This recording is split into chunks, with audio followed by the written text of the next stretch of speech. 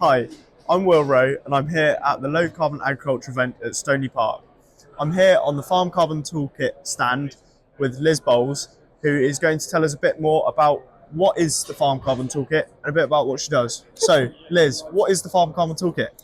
Hi, Will. It's nice to meet you. So the Farm Carbon Toolkit, it's an organisation that was set up by farmers for farmers back in 2010, and it was very much set up to help farmers to understand more about the greenhouse gas emissions that they were producing on their farms, Yep. how to reduce them, and how to remove carbon into soils, trees, hedges, and non-crop biomass. Right. And that's what we do today. Wow, it's quite a hot topic at the minute around carbon capture and storage, and we're really thinking a lot more about where our carbon comes from and how we can deal with it. Now, in your experience within the carbon capture industry and working around biomass and obviously agriculture as a whole, what are some of the major breakthroughs you've seen in the industry around carbon capture and carbon limitation? Okay, that's a massive topic. It is. Massive, Will. So, I would say that my background is very much agriculture rather than some of these carbon capture technologies, Yep. Carbon capture and storage technologies. My take on it, though, is this, that agriculture farmers manage land. Yes. We manage something like 17, I'm going to get this wrong, no, it's about right, 17 million hectares of land in the UK. Yeah. And all of that land has an ability to store carbon in soil.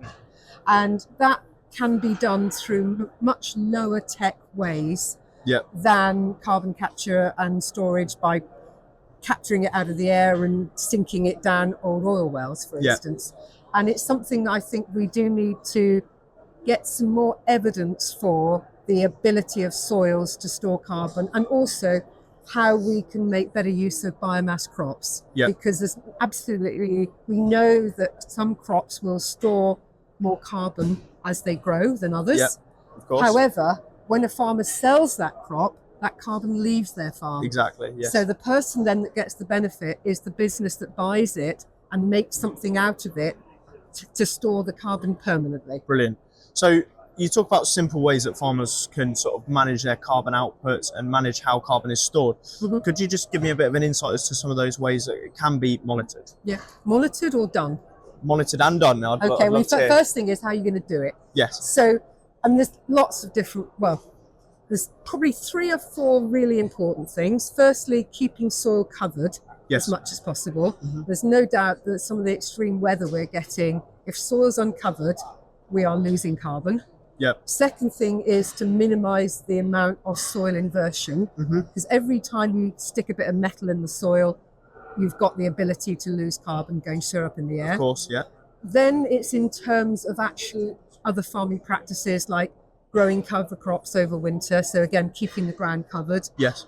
Actually, reducing reliance on nitrogen fertilizer also helps soil carbon levels. That may sound surprising, but what tends to happen when you apply artificial nitrogen fertilizers is it acidifies soil, and that makes it more likely to lose carbon. So all of these things have an impact, but as you also rightly said, how do we monitor it? Yeah.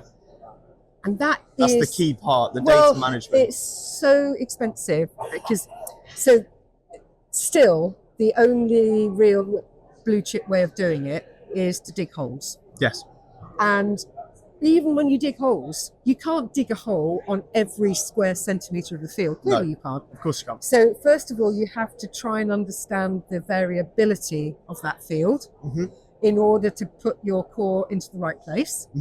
And then you do need to go down to at least 30 centimetres so that you can see what is going on in that soil profile.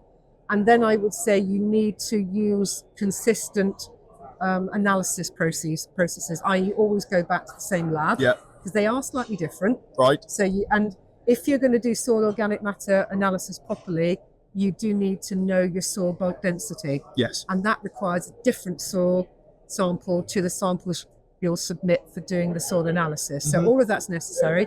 And I'm sure, remote sensing is another thing to think about. And it is getting better.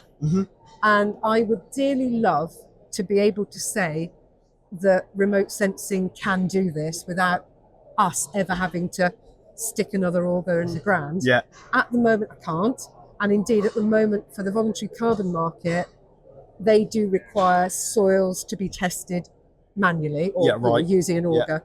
But I do think we are getting remote sensing technologies which are getting better at being able to monitor that change. So if they know where the soil is starting from and it looks like this in their remote sensing, they can then predict and indeed measure that change over time, which I think will help. Yes. And so, as obviously we're moving now to more sustainable farming practices and sort of combining what they call regenerative agriculture and these sort of things, using less tillage to release less carbon. If you had to speak to every farmer in the UK at once and say, here's how we can all work together to store more carbon in our soils and maybe incorporate some biomass crops into that, what would you sort of say to everybody? Gosh, it would be a different message if you're a grassland farmer than if you're an arable farmer. But actually, at the base of it, we've definitely got to stop leaving our soils uncovered at times of year when we're going to get massive rainfall. Right. If we all did that, I mean, I live in the southwest of England, and when farmers are harvesting their maize in October, November, the mud is like that on the road. Yeah. So you know that soil has been lost. Yep. Let alone the carbon being lost, the soil has been lost. Yep.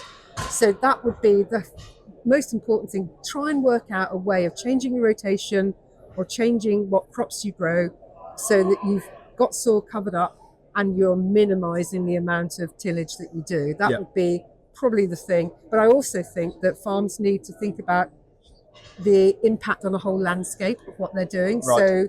And that's quite hard to do because you need to bring together groups of farmers who are working within what is like a sort of coherent landscape, which is often a water catchment. Sure. Yeah. And then it's almost getting somebody like an ecologist, somebody who can actually tell you what's going on when you do something to the whole of the catchment. Right. Because I think as farmers, we're really good at understanding what's going on in our own fields, but that is our sphere of influence. Yeah. But actually, it's a big part of the bigger picture. There's a bigger picture that we don't necessarily fully understand. And if we did, we might behave differently.